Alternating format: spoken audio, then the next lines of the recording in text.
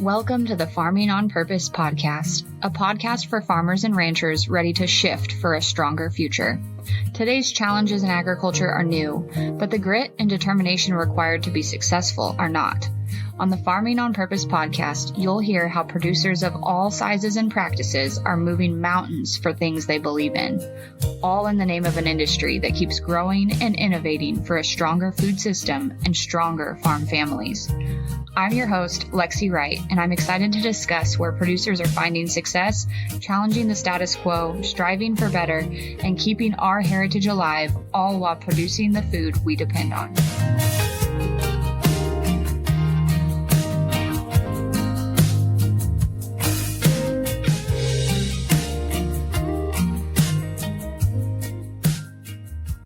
Hey there, it's Lexi, and I am sliding into this podcast episode with an opportunity for those who are interested in it. The last time that you sat down to plan your marketing, do you know when it was? Was it hard? Were you confused? Did you feel like you actually should be working on your business instead of trying to make social media posts or write emails or design ads? If that's you, I created a system to develop a full year's marketing strategy and a plan to implement it in 8 hours or less.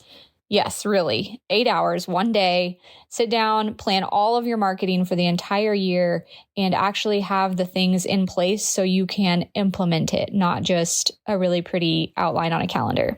So you'll walk away with a roadmap for your marketing activities for the next 12 months, confidence in knowing exactly what to do and when to do it, and more time to focus on actually running your business instead of worrying about your marketing. So if you are tired of just winging it or getting stressed out by trying to remember to do your marketing, check out this offer. You can find out when it's ready at farmingonpurpose.com/plan. farmingonpurpose.com/plan. I'd love to see you there. Welcome back to Farming on Purpose. I'm really excited today to have Mary Jo Irmen with me.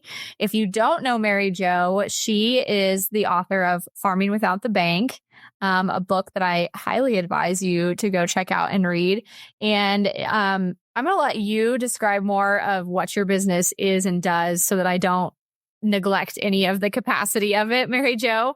But welcome to the podcast. Do you want to just kind of tell us about yourself and how you got to where you're at today doing what you do? Yeah, thanks, Lexi. I appreciate it. So basically what I am doing is teaching the infinite banking concept. Title of the book is Farming Without the Bank.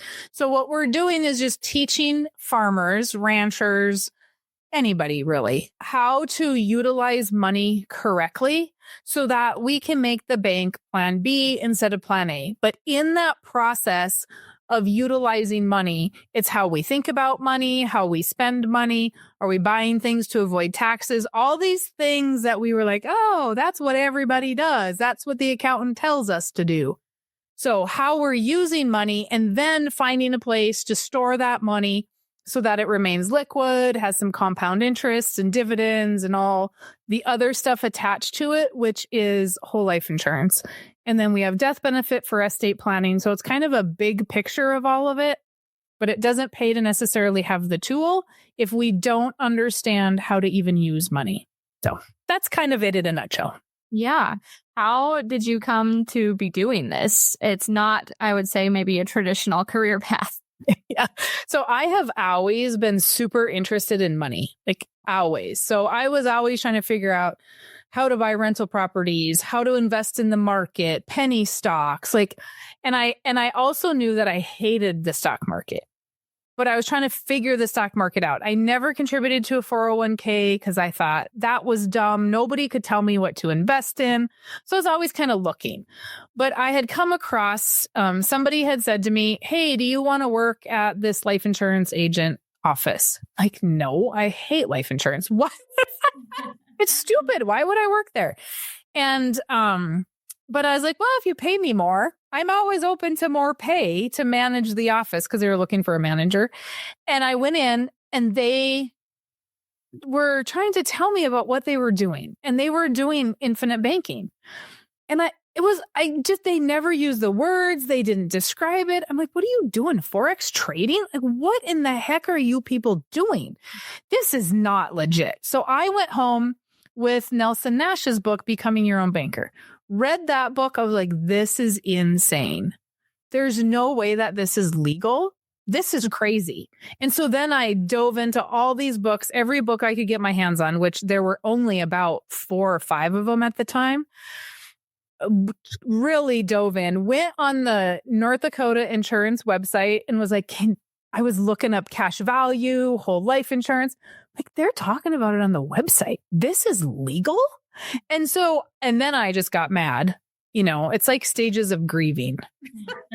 And then I got mad and I'm like, this is, why did we not know about this? How come people aren't telling us about it?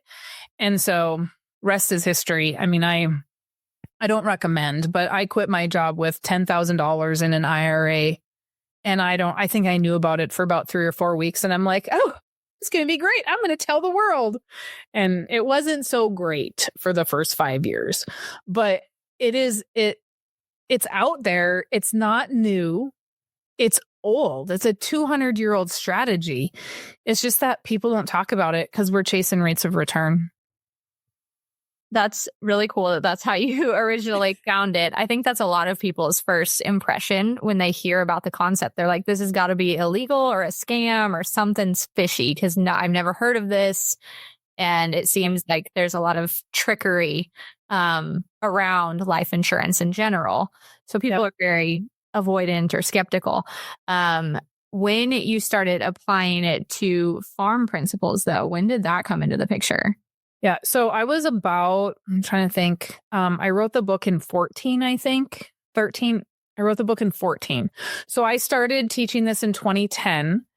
And then I realized, oh my gosh, farmers need this. But farmers wouldn't listen to me. And in 2013, 2014, 2015, we had really high corn prices, like $6, $7 a bushel. And so people were laughing at me. So they were like, you don't know anything about farming, because I'd have all the numbers. I'm like, this is how to work. These are the ins and the outs of everything. And they're like, first of all, you don't look like a farmer, which I still to this day am not sure. Do I need to show up in bibs with cow shit on? Like, why? What am I supposed to look like? It's so dumb. Anyway, so they're like, you don't even really know what's happening in farming. I'm like, yes, I do. I came from a farm ranch operation. I get it. I understand that everything is tied to the bank. Like, they have 100% control when you have a loan with them. It's not a partnership. It's only a partnership until they can pull a string, and then they can be the absolute owner.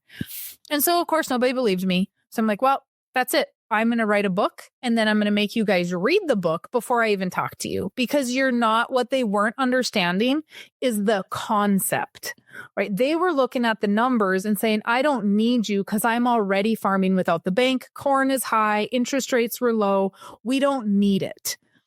So once they understood the concept and what the problem was, and that they're utilizing money incorrectly, then they were like, oh, well, this makes absolute sense. Yes, I need to have the policy and I need to implement the concept. And so of course, as grain prices have tanked, then they've come back and they're like, oh, well, I was farming without the bank. And farming without the bank is not cash. That's not what I mean. That's what people think. But that's not what that's what the title says, but that's not what the inside of the book is. So that's how the book got started, out of just sheer necessity to be ornery and meet them where they're at. I think there's so much psychology that goes into how people approach money. Naming it that probably has gotten you a long ways, just the specific title. Yeah, it was an absolute mistake. I mean, I was just like, oh, this is a good title. Like, it just happened. I didn't plan for it, but it has been a very good title of the book. Yeah. Yeah. Well, you mentioned, like, when you started talking about this, corn prices were high, interest rates were low. Things have obviously been shifting, as they do in agriculture since then. What has changed that it has farmers thinking maybe the way that they're doing their finances isn't working for them anymore. And how do you see that come up? It's a matter of the bank deciding that, hey, I'm not going to give you a loan, or we're not going to extend a loan, or, you can't, the loans went from, and I just talked about this in my podcast that'll be on, well, I don't know when you're airing this, but I just talked about this in my podcast, that are we going to have a repeat of the 80s? Because now we have land notes that are renewing every 3 or 5 years. And I just talked to someone the other day that land note renewed at 10%. Well, now we have low commodity prices, high interest rates. That is an absolute disaster. And so I've talked to over 2,000 farmers one-on-one and looked at numbers. There are not a lot of farmers that are sitting in a position where they can take that kind of a hit. Because if you have a operating note, land notes, equipment notes, we have everything that's financed. If commodity prices drop and the interest eats up any little profit, we're going to be in a position where we can't make a payment. Now the bank gets to decide, am I going to extend that note? Am I going to carry you? Do you have a good enough relationship with the bank that they will extend it? And how long will they extend it? And who's going to be the president of the bank? Who's going to be the owner of the bank? I mean, over the last 15 years, I've seen bank owners change to where you have an agriculture bank. They are in rural America, and some big city person comes in, buys that bank, and wants nothing to do with ag loans because all of a sudden there's no commodity price. I also saw when corn was $7 a bushel, every bank in town wanted their farmer to be their client. As soon as corn dropped, my clients were having to find other places to go because that bank said no more farmers. Overnight, you're scrambling at the time when you should, in the spring, when you should be planting, because they don't tell you that in the winter and give you a heads up. They're just going to say, hey, we're not giving you operating because we don't want anything to do with farmers. And so we have to understand like the control that we think we have, we don't have. The bank has the ultimate say. I think when we go in there and we put collateral or things on loans, it seems like a really easy process. And a lot of times it just gets brushed into the paperwork that a lot of them, they don't even want you to read or go over with them. It's just, oh, we'll just sign here. We got it to work. The numbers worked out. It's like, well, they worked out for who? Not for me so much, it looks like, if I read this. But I've been reading The Farmer's Lawyer. And if anybody thinks that this can't happen to you in your hometown, in your small bank, I encourage you to read that book. I've never heard of it. I'm going to put it on my list. It's Sarah Vogel. She's from North Dakota. Yeah. And her experience during the 80s fighting against the FHMA and the defaulting on loans. And how that it can happen so quickly. And it's not necessarily the people that work at the bank that you're a loan officer that's making those decisions. It's being passed down and precedents set around the country that can make those kind of shifts happen. The loan officer, I always say the loan officer is nice. I'm just going to squeeze this in here. Your loan officer is your friend and your neighbor and your family member. They are the salt of the earth people. And I have had so many of them over the years say, I can't work at the bank anymore because my mental health is not okay. Telling my neighbor I can't give him a loan because the board or the president of the bank is saying no. They don't either understand it or they have an agenda against said farmer. And so I don't have a problem with bankers. I have a problem with the banking system, right? They have control. And your local friend that's the loan officer over there, he's not at fault. Yeah. Just following the rules that are set out, unfortunately. That's sad to hear, though, that, I think a lot of folks in my generation were raised to think that the rules are there to protect you. And then you get a rude awakening when you grow up and realize that's not always the case. Sometimes the people making the rules have their own agenda. I think that there's a lot of really cool things that I've heard you talk about that you can do with infinite banking. What are some of the ways that you are helping farmers and ranchers, your clients, to use the principles to help themselves to farm without the bank in theory?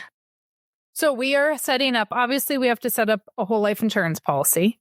We are paying premiums into that thing, and then we're taking loans in 7 to 10 days. So we can take a loan right away on 70% of the premium typically.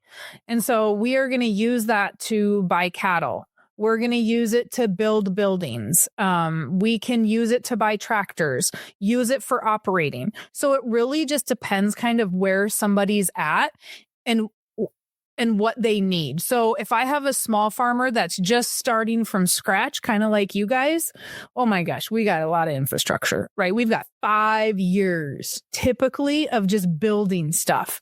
And so we might have fences, corrals to build, barns to build. So we can borrow from that policy, and then they can pay it back when they want. And so it's giving them the freedom to have liquidity of money, but they also have control of the payback. And so if we have a bad year, if we have drought go through, or we have hail go through, or tornadoes or something that wipes out the crop, well, great, don't pay it back. Life insurance company doesn't care. I mean, obviously there's reasons why. And so I'm not going to get into those right this second, but you have to, you literally become the banker. You're like, oh, hey, I'm going to borrow from my policy and lend that money to the farm. But we can do that and still maintain control without having to risk saying, hey, somebody's going to repo that tractor, or they're going to foreclose on my ground, or they're going to come take the cows, right? You ultimately have that choice of what you want to do with it. You have the choice to take the loan from the policy or not. I have some clients, like just an example, I had one client email me yesterday and said, hey, Mary Jo, what's the strategy? I need a tornado hit one of our barns, one of our sheds. So should I go to Farm Credit and get the loan for the shed, or should I borrow from cash value to build the shed? But then we might need that money for operating, because we're going to end up expanding, adding more cows. We're going to need more operating money. It's one pool of money. It doesn't matter, right? So I'm like, well, use Farm Credit if they're going to give you shed money, and then leave your money in the policy. If you want to borrow it to pay off Farm Credit, you can. But chances are the shed loan is going to be less than an operating note. So now use the cash value to operate. But it gives you the ability to it gives you liquidity of which way do we need to go, options, really. So we're using it for everything. It's just a strategy of how does it apply to your operation. I've met with you, and my husband and I are clients of yours. And I had not even thought of using it as operating. We had been talking about, okay, well, we have this, we could maybe use it, for equipment or something else we need to purchase. I had not even considered it would maybe be a better choice to do it as or in place of an operating note. Yeah, because your interest rate in the policy is like 5%. Operating right now is 8, 9, 10, maybe 7, depending. Yeah. Yeah. See, you get little tidbits every time you listen to Mary Jo. And it really, but that's the concept piece, right? The strategy piece. Like, you can have the policy, that's great. But if you don't have the person to help you through that, like, you guys are free to call whenever and run those strategies or email. And it's funny because I'll be like, well, it doesn't matter. It's one pool of money. If you go to the bank, then you have the money in the policy. When interest rates were 2%, I went to the bank and got land notes. Or 3-4% on land. I went to the bank and got a land note, left the money in my policy so that if I needed it, I could either pay that off if the bank decides to call the note, or if another opportunity arose, I could use that money for that. So what if let's say that you guys come across somebody that's dispersing cows and you're like, oh my gosh, those are really good cows. And they came to us and they're going to give us a deal on those cows. Great. You got the money in the policy to make the deal. And you can make that deal in 24 hours because the money will be there in 2 to 3 days. Right. So you don't have to go to the bank. You don't have to fill out all the forms. You don't have to kiss anybody's butt. You don't have to waste your time. I mean, I will have my money. I have my money in 3 to 5 days, and then I can take advantage of those opportunities. And so it's just really, what are you doing with the operation, and how do we want to expand it? Are you having to buy out somebody's equipment? Are you taking over? And I know this isn't your case, but are you taking over from dad where now we have to buy out equipment? Okay, great. If he's going to owner finance us, do we have a little bit that we can just give him a down payment on? Or if we're going to have somebody owner finance us with land, can we use that cash value as a down payment? I don't care if you want to pay. I had one of my clients ask me, for clients only, we're having coffee with MJ in the mornings. And she said, can I use this for marketing my business on Facebook, for my Facebook ads? And I'm like, yeah, you can use it for whatever. I said, why am I not using it to market my business? Duh. So even I forget sometimes, like, hey, Mary Jo, the money's just sitting in your policy. Run it through there first and then use it. Like, I use my cash value to pay taxes. So, and then I pay myself back quarterly. That's also very smart. Yeah. And that's, I think you mentioned there, like, you have to run the numbers. You have to know what the better deal is going to be and when you should take advantage of what the bank has to offer for you. And I love the idea of using it when opportunities come your way, because every farmer is looking for those, things that just pop up of like, oh, well, that'd be a real advantage to have that, or things that are unplanned and you're always trying to figure out how to expand.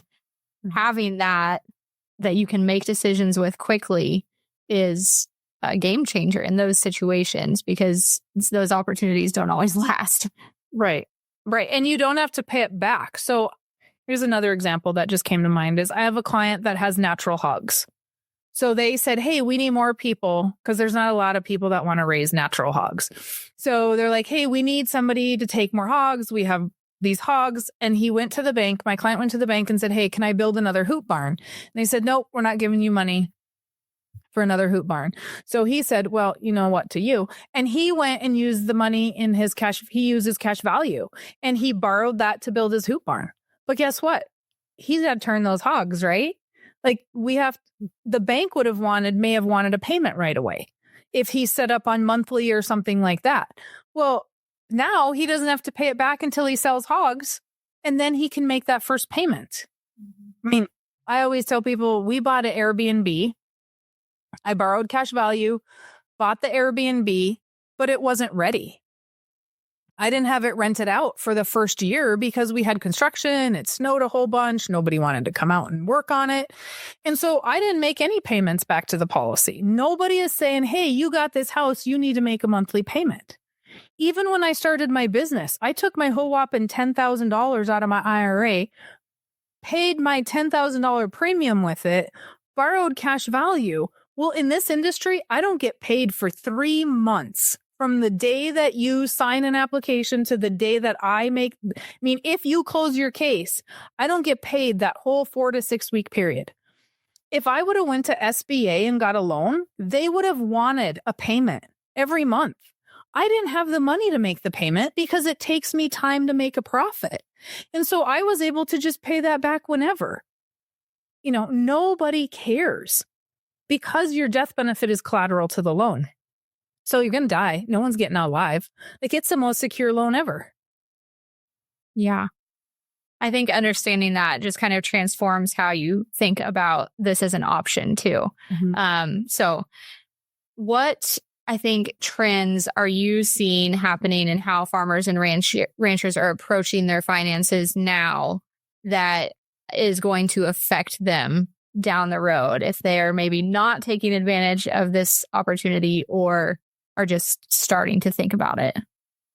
I'm just going to put the opportunity, I'm just going to put IBC aside, because at the end of the day, if we are not paying attention to our numbers, I can't even sell you a policy. If you don't know if you're making a profit or losing money or where money's going, I cannot sell you a policy. You have to have income to put that money through, or at least know where it's going so I can see the ins and outs of everything. I mean, I look at a big picture of it, but so many people don't keep their books.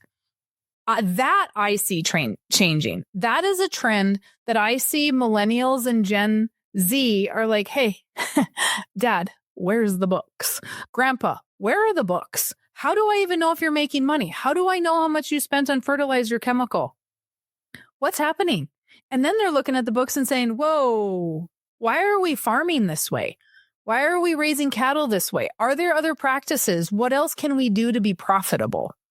And once we're profitable and we understand that concept, then let's look at, hey, can we implement infinite banking? Because not only do we get what infinite banking is going to help with is you have the liquidity and the control of money. You have uninterrupted compound interest, but we also have death benefit. That death benefit is not what is happening today. No, very few people have death benefit. So when they die, the next person has to buy the farm. Why are we not having death benefit for the estate purpose? So that now we have death benefit that can go to the kid on the farm, or that death benefit can go to the off the farm kids. And we have to stop buying the farm with every generation. We have to look at fair and equal. And I'm going to add deserving because I think that's important. But we are not, the policy helps us live today, helps us have control today, but it also provides this piece of an estate plan that we are drastically missing. Because it is, if we can buy death benefit for 25 cents on the dollar or 50 cents on the dollar, why aren't we doing that? Income tax free. So the whole picture, like, you need to kind of have the whole thing. Hopefully this trend of farming without the bank, not only are we getting people to finance correctly, but we're saving farms along the way. Because right now we're losing them due to poor estate planning. Yeah, I want to talk a little bit more about that because it is a drastic issue. We know it is. It has been. When we talk about having that death benefit help with the transition plan, it's giving us time and space to make that decision instead of, well, there went the previous generation. I have, 30 days to figure all this out and say, am I going to buy the farm or not? Or what's going to happen here? Mm-hmm. Having that time, especially if there wasn't a great estate plan or a transition plan in place, is mm-hmm. invaluable to the next generation. Mm-hmm. Is that something that you are seeing clients start to focus on and start to put in place? Well, my clients, because they get it, right? Yeah. I still see too much of it not being done. And it is not, I'm not going to blame the farmer per se, because they're hiring an estate planner, they're hiring an accountant or an attorney. And those people are not even talking about life insurance. And from what I can understand, just talking to people that lived through the 80s, the life insurance piece of it fell off somewhere after the 80s. Prior to the 80s, life insurance was part of an estate plan. And so what people don't understand is when I say 25 cents, 30 cents, 50 cents on the dollar, I am saying, Lexi, you buy a life insurance policy and you pay 20 cents for every dollar of death benefit, and that goes to your heirs income tax free. So if I'm standing on the street corner handing out dollars and all you got to do is give me 2 dimes, you're going to go pick dimes up off the street. You're going to try to get as many dollars out of me as possible. So if we can use those discounted dollars as a way for you guys, let's just use you guys as an example again. Let's say that you got to take over from dad. Okay, great. Dad's not preparing. He is absolutely not talking to you about it. Grandpa and grandma maybe still haven't died. They're not talking about it because it is frankly none of your business what's going to happen in the estate plan, right? And it probably isn't any of our business. Hey, it's your estate plan. You do whatever you want. But if you're not going to tell Lexi what the estate plan is, then I'm going to come in and say, hey, we need to do plan B. We need you to buy a life insurance policy on dad. If he's healthy, on mom or dad. So if you're going to have to buy out siblings, when dad dies, you get the death benefit. And you're going to use that money to take over operating, to maybe buy out siblings, a down payment to buy out siblings, buy equipment. If dad dies first, maybe mom is going to make you buy equipment. So maybe we need the death benefit for that. Like, no one's getting rich here. You know, I got in a fight with one of the insurance companies a couple months ago. And they're like, oh, you're just going to leave them rich. I'm like, rich? It's a $3 million purchase price, and I'm going to buy $300,000 of death benefit. No one's getting rich, my friends. No one is getting rich. You know, but it gives you something so you don't have to go to the bank and borrow that money. But mom and dad aren't planning. So my job is to protect my client. And if that's life insurance on somebody else's life that you buy, then that's what we have to do if it makes sense. Doesn't always make sense, but if it makes sense, if it doesn't make sense on somebody else's life, then how can we build your policy so you have enough cash value to borrow to buy out land, buy equipment, all those sorts of things? How do we start having the conversation with mom, dad, grandpa, grandma of, hey, can we just at least start buying equipment from you? Can you owner finance us on equipment? Can we buy, if you have, 1,000 acres, can we just buy 40 for now and slowly transition that land over? Yeah.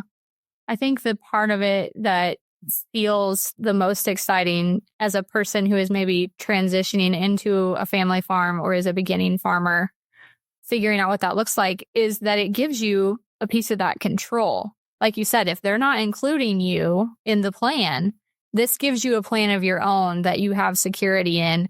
And in agriculture, pretty hard to come by that. So pretty valuable to have that in your back pocket, just to know, I'm not going to be in a place where everybody else has a say and I am left picking up the pieces. Yeah. And we are always preparing. You have to prepare for the vulture. There is going to be a vulture. And if there's, I've talked to about 5 people in 15 years that have not had a vulture in their family. It's rare. And so we have to prepare. And it's not a matter. A lot of times people are like, how do I talk to my parents about buying a policy on their life? We're not getting rich. We are trying to save the farm. The purpose is to save the farm, because I talk about the whole mental health issue and the suicide rate that we have. And I believe that it all comes down to money.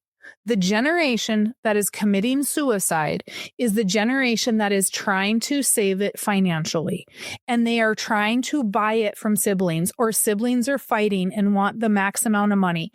Because there was not an estate plan done prior, they carry all the weight of losing that multi-generational family farm on their shoulders. You don't think that's what's causing suicide? Like, it's not, they don't want to lose it. They don't want to be the loser and the one that can't keep it going. And they think it's their fault. Mm-hmm. It's not their fault. It's the fault of all the generations before them who did not do any type of estate planning. How are you supposed to keep it going when you already got it and you have to pay full price for it or more because you got siblings that think it's worth gold, because they want their lake house. Mm-hmm. And I'm the off the farm kid. So I can I can talk about this. You can beat me up all day long. But the off the farm kid does not have rights, in my opinion. The off the farm kid does not have rights to anything. Unless you are going home and helping a lot or helping in any capacity, if you haven't stepped foot on the farm in 5, 10, 15, 20 years, if you haven't helped with mom and dad going to the nursing home, doctor's appointments, all the stuff that happens when they get old, that was all left to the kid on the farm. Just because you were born while they lived there does not mean anything. And so estate planning has to change. This is a huge, infinite banking and the life insurance is a huge, huge tool to help that. But we have to figure out how to keep the farm. Like it's not a matter anymore of making sure everybody's happy. We have to save the farms. And then we can't complain if we don't estate plan that we're losing farms. I don't even want to hear it. If you don't have an estate plan and you're out there complaining that we're losing farms and these young people are lazy and they don't want to work, nope. Zip.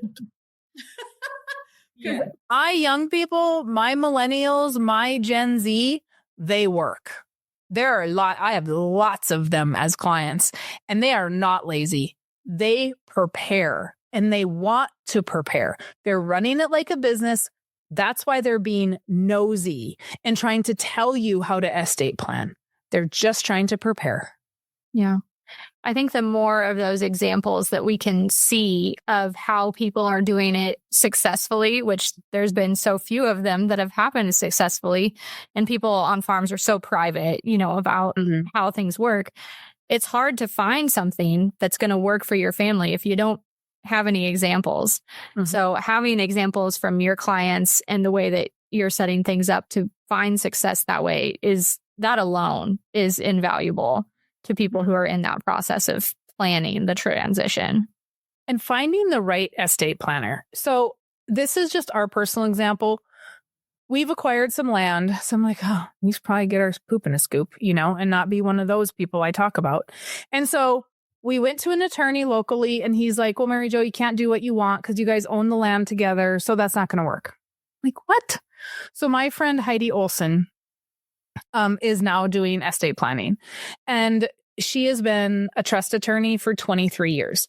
All she's done is manage trusts. And so I called Heidi, which I should have just did in the first place.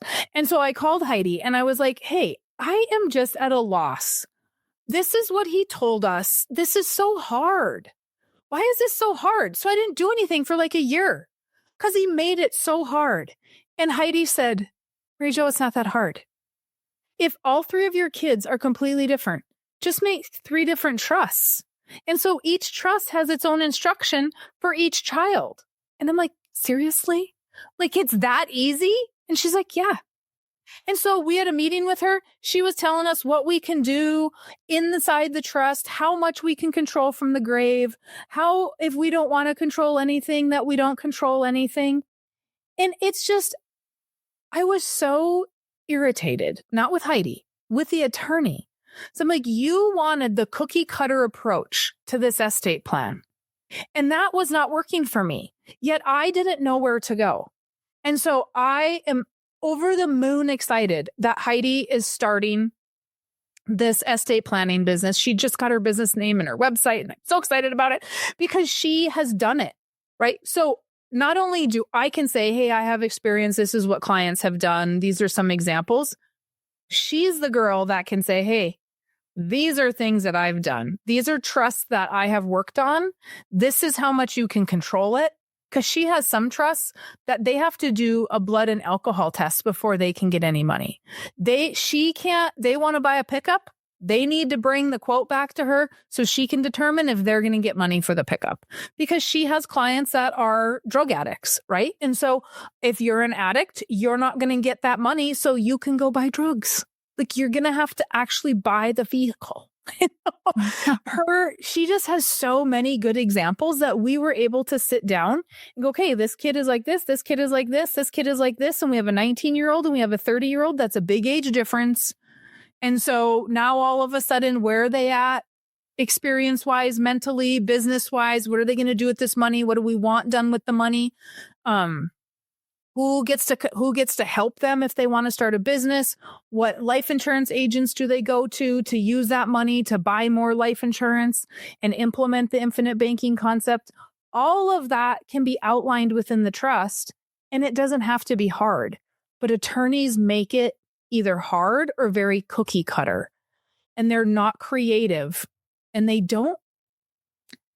And I maybe shouldn't say this, but I feel like some attorneys just don't have the guts to be like, hey, you don't have to leave little Susie any money because she hasn't been home in 20 years. And so it's okay to leave her out. Yeah. See, that example right there is a really cool example of an idea that, you know, a lot of people would never even know to consider. Like you said, you didn't know it was even an option. And I'm going to have to reach out to Heidi now, but having somebody who's willing to come up with those, and sounds like to her, it wasn't even a creative idea. It was just like, hey, here's an idea. But those creative ideas of how it could work for your family versus just, well, this is how I've done the last 50 of these. It's how yours is going to work too.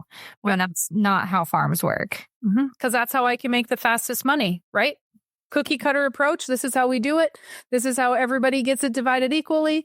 I'm like, what? And then, you know, we learned about the difference between a revocable trust and an irrevocable trust. And upon our death, it can go to irrevocable trust. And then I was like, whoa, okay, and then I'm not the smartest light bulb in the bunch. Like, I know infinite banking, but when it comes to law stuff, I have to process it a little bit. And then I'm like, oh, but I don't know that I want that. And what are the pros and cons of that?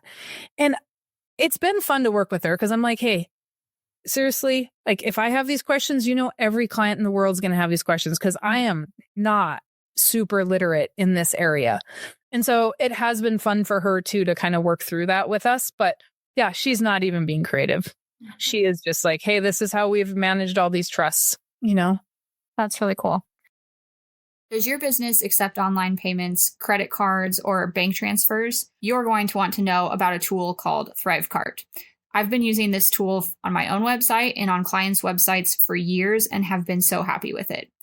ThriveCart is a software tool you can use to design online checkouts with every option you can dream up.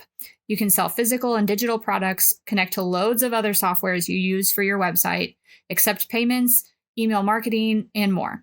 This is the most powerful tool that I use and the lowest cost one for my business. I recommend it for anyone who accepts online payments, who wants to increase their revenue or average order value on any type of product that you sell. In my show notes, you can find an affiliate link that I have for ThriveCart that gets you a great deal on a one-time payment, no subscription, and also allows me to earn affiliate income from this tool that I really enjoy and recommend. Have any questions about how ThriveCart could work for your business, feel free to shoot me an email and I'd be happy to chat with you about it. Now, back to the show. I think a lot of folks are scared to start that process because they don't know if it's a good plan or not.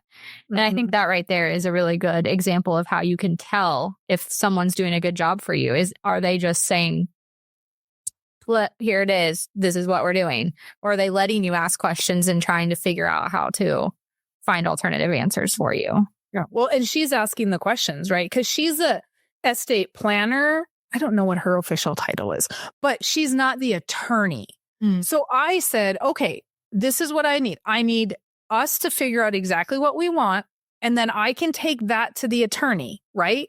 And she's like, oh, yeah. If she said the attorney might give you some pushback and say, well, you don't really want to do this if you don't want to leave it all equal, for example.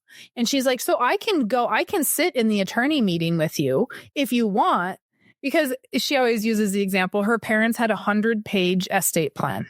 Oh my gosh. Of course they didn't talk to her, because why would they?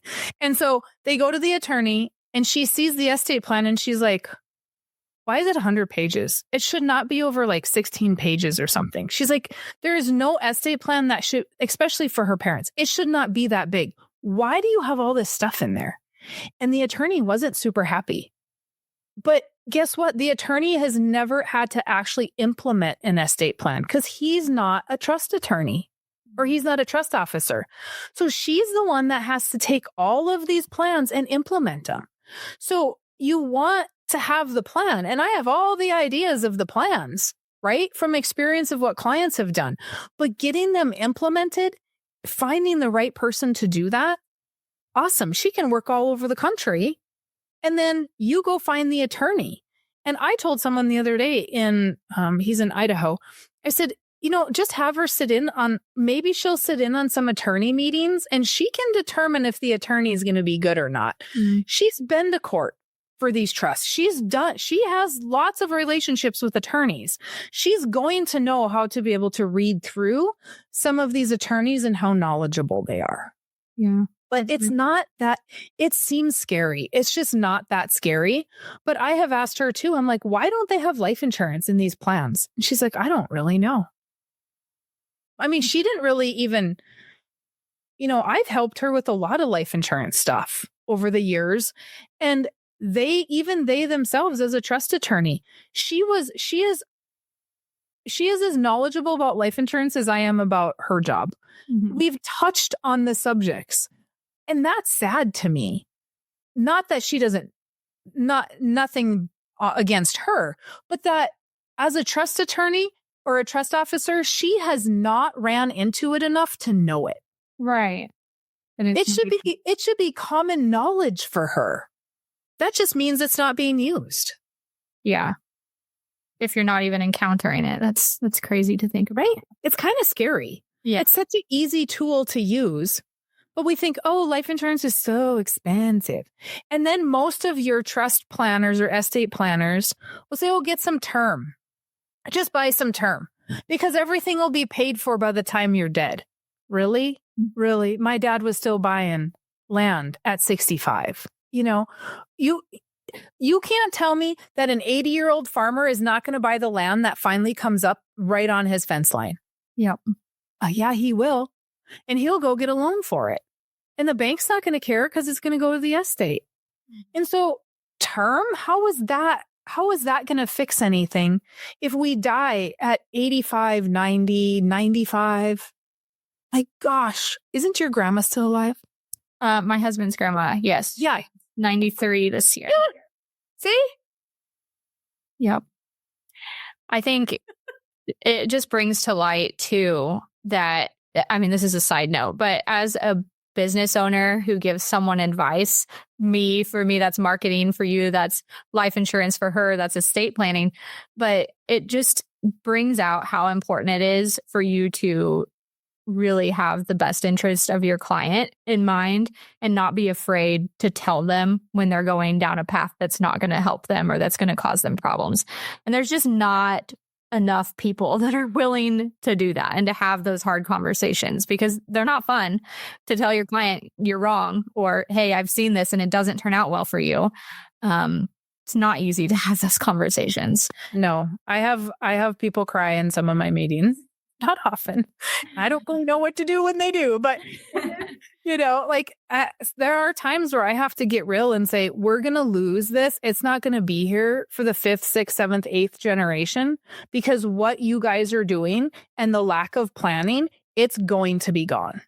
And so, I have a whole podcast on why I don't like LLCs. And that's why there's no end in sight to LLCs. And all of a sudden we have 20 cousins that own this LLC with us, and nobody told us, we should put an end date on that. Great. If you're going to do an LLC, put an end date on it. Mm-hmm. Put some sort of buyout, gifting, shares. I don't care.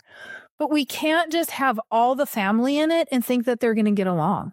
And I don't like to have to be the bearer of bad news, like you said. Like, you better do something or you're not going to be here.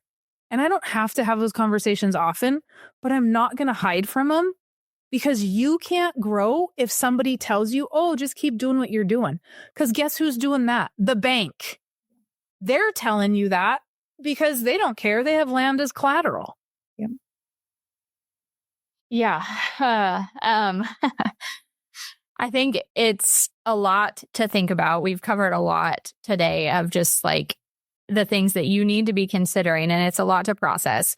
If someone is just starting the process of thinking about this as an option, what are some of the different things that they should be asking questions about, either of themselves, of their bank, of you, if they're coming to you?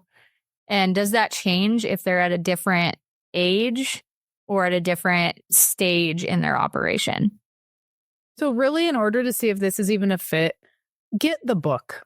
Buy the book, Farming Without the Bank. Read it. Get Nelson's book, Becoming Your Own Banker. I have a bundle. Just get them both. And then it's hard because farmers think, well, Mary Jo, I don't have any money. Like, yeah, you do. You're operating on cash. So what do you mean you don't have any money? Yeah, you do. It's just you're putting it right back in. So you don't have it in a savings account, but you're using money. Can we use it differently? And so, and get the book, read the book, schedule the appointment with me. Did I try to sell you, Lexi? Was I like, you need a policy? Like, no, I'm not down anybody's throats, right? I'm like, hey, here's what we can do. Here's what I'm seeing. Take it or leave it. But even age, like people might say, oh, hey, I'm only 20. Yeah. So how are you using money? I'm 80. Okay. We probably can't do a policy on your life. I could. Probably wouldn't be the best policy in the world. I would be a thief. However, maybe you have kids we could do a policy on.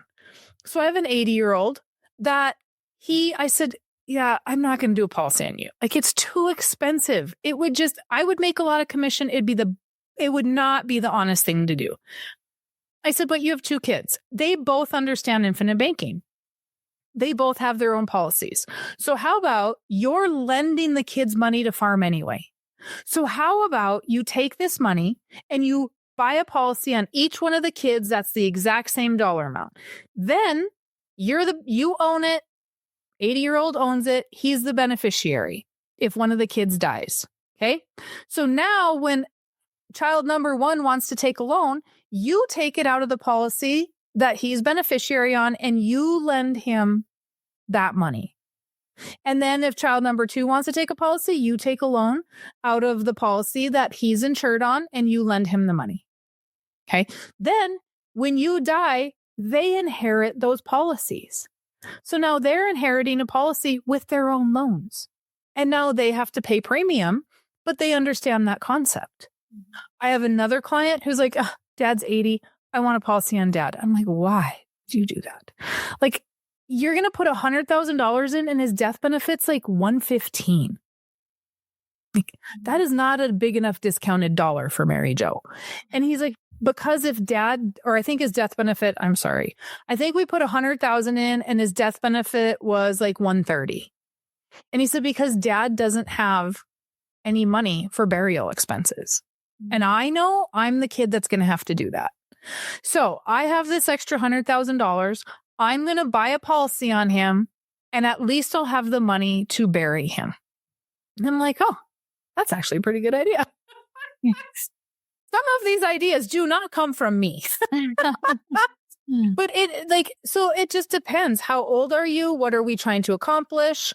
Right? If grandma is 92 and she's lending you guys money to operate, well, she could just have a policy on you. And then if you die, she gets her money back.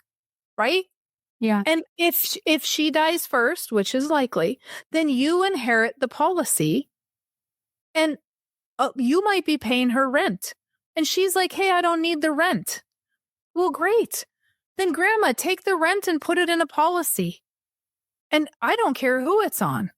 Right? I don't want it on her, but maybe she wants it on her kids or she wants it on grandkids. And then she just lends the money back to you anyway. Because sometimes you see that happen where the parents are like, I don't want this money. It's going to cause tax trouble. So we'll just make it look like you paid me. You know? Yeah. Well, then how about you just take the money, buy a policy on me, and when you die, I basically inherit all my money back. Plus death benefit for the grandkids and the next generation. Which is a really cool thing to think about for the folks that are not the active generation on the farm, because that's a lot of what we think about of the planners who are trying to make this work. But it doesn't have to be you doing it by yourself. You can make things work creatively with that past generation too, if they're open to it. Well, it should be a whole family banking system. So I call it generational wealth. If you go to farmingwithoutthebank.com, very first page is generational wealth. But if your dad dies and leaves you death benefit and you take that death benefit to buy more death benefit on yourself, and then you die and the kids do it, and then the grandkids, like in the example I did on the website, the fourth generation has $44 million. And so what people aren't asking is, how did the big farmers get big? And it's interesting when you really look at big farmers, like 15, 20, 25,000 acre farmers. Somewhere in the generations, there was some death benefit that was passed on. And it very much helped them expand the operation. And so, everybody says, oh, it's old money, or it's, someone got lucky. And maybe someone got lucky that they knew how to finance it and how to get some discounted dollars, income tax free, Yeah, that's an interesting piece of history that, like, not something, you hear people say, well, the Homestead Act, that's how, or things like that. But that's not something that you probably consider because it's not well-known knowledge of the people who got those. Yeah. When you start talking about life insurance, they're like, oh yeah, my grandpa had one. I remember my dad always used to say, when he would talk about my grandpa, he'd say, Dad is just insurance poor. He's buying life insurance and that's all he's paying for is this life insurance. And I'm like, I don't know. I don't know the answer. But my great-grandfather was killed in a tornado and my great-grandmother had tractors. They were the first ones to have tractors. Well, she got rid of all the tractors. Long story. And she went back to horses and plows. In the 30s, she was buying land when other people were losing land. Did she have some death benefit from when my great-grandfather died? And then my grandfather took over, and I'm sure it was a struggle, but he retired. They retired early. They moved to town early. They built a brand new, beautiful house. I would come to see my grandma and I'd get $100 in the 80s just to see my grandma. I'd walk in the house and there's $100 bill every single time I went to see her. And I spent a lot of time with my grandma. And I think like they didn't even know, if I'm correct, I believe I've heard my dad say they had life insurance we didn't even know about. And so did it make that necessarily easier for my dad? No. He had to disperse his cattle. He had to buy the farm back. He had to buy it at appraisal price, right? But Grandpa and Grandma retired just fine. Like, where did all that money come from? How come it was so easy for him in the 70s to be in that position? You just have to wonder, was there some life insurance involved in that? Was that estate plan done differently that it made it a little bit easier for him, but then he turned around and made it really hard for my dad? I don't know. I just like to ask big farmers how they got there. Yeah. I don't look at them and say, oh, geez, you're awful for farming. How did you get here? What did you do? How are you doing it? How are you utilizing money? Are you financed to the hilt? Because some of them are, believe me. Some of them are financed to where they have one bad year and they're done because all their ground is leased, all their equipment's leased. They don't own anything. But the people that own stuff that are doing well, they know their books. They can pull their P&L up at any given time. They know what's going on. They're getting stuff at a discount. They might have multiple businesses. Maybe they have business partners. Maybe they have landowners that they've got long leases with. Maybe they have first right of refusal on some of those leases. So now here's another example. Let's say you lease land from John next door and you've leased land from him for 20 years. So you're like, hey, can we just write in this lease that I have first right of refusal if you pass away and this gets sold? So now you know that you can plan, number one. Number two, you can buy a life insurance policy on him because you have first right of refusal. He can buy a life insurance policy on you because if you die and you don't pay land rent and you had a long lease, he might lose income. And that's something people don't think about when you think about life insurance ever. Yeah. And of course, John next door has to be okay with it. And he might think you're getting rich off of him dying.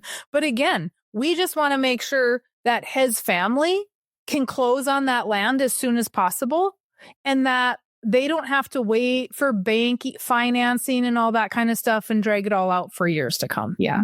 So there's lots of strategies of how the bigger people got big. But instead of being jealous, we should be curious and asking those questions. Absolutely. I think that's a really good place to kind of wrap this conversation up, is be curious about what other people are doing with their money instead of jealous or envious or, oh, I would never. Be curious about it because they might know something you don't know. Well, I like to wrap all podcasts up in this new era of my podcast, past 100 episodes, with something that you think is very encouraging or positive that you would say to the folks who are farming and ranching right now, because it's a difficult environment. It's a difficult job. So what's your array of positivity that you want people to know about? I think that there's a lot of potential in farming and ranching. I think we just got to open our eyes to it and not hang out with the naysayers. Get out of your county, man. Quit having coffee with all the people complaining and bitching and moaning. Like, go to the conferences, listen to the podcasts like this. So, and explore things. We are not losing family farms because people don't want to farm. We are losing them because we're not planning correctly. There is a super bright future in agriculture. It's up to us to make sure that that happens for the next generation. But there is not a lack of people wanting to do it. So I don't know how positive that was, but I see all kinds of people wanting to do it, and it is exciting. And they're starting from scratch. Homesteaders, they don't have any experience, and they're like, oh my gosh, I want to do it. Let's welcome them in. Yeah.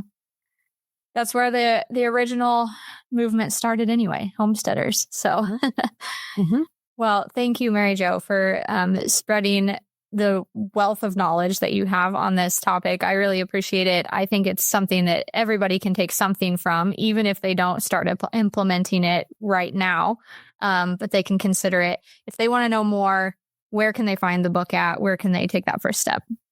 So you can go to farmingwithoutthebank.com and you can get it there. And then, of course, I'm on social media everywhere. So Facebook is Farming Without the Bank. I also wrote Life Without the Bank. So if you're not a farmer, that's okay. You can still do this.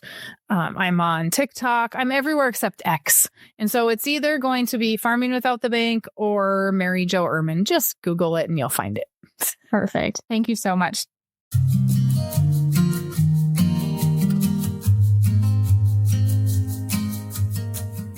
If you've enjoyed spending time with us today, please take a moment to review the podcast on Apple Podcasts or join the conversation on social media. Do you have a topic you would like to discuss or know someone with a story to share? Apply to be a guest on the podcast at farmingonpurpose.com. You can follow the host of Farming on Purpose, Lexi, on your favorite social media platforms for more content by searching for Farming on Purpose. And remember, if you look around your table and aren't inspired by the people there, it's time to find a new seat.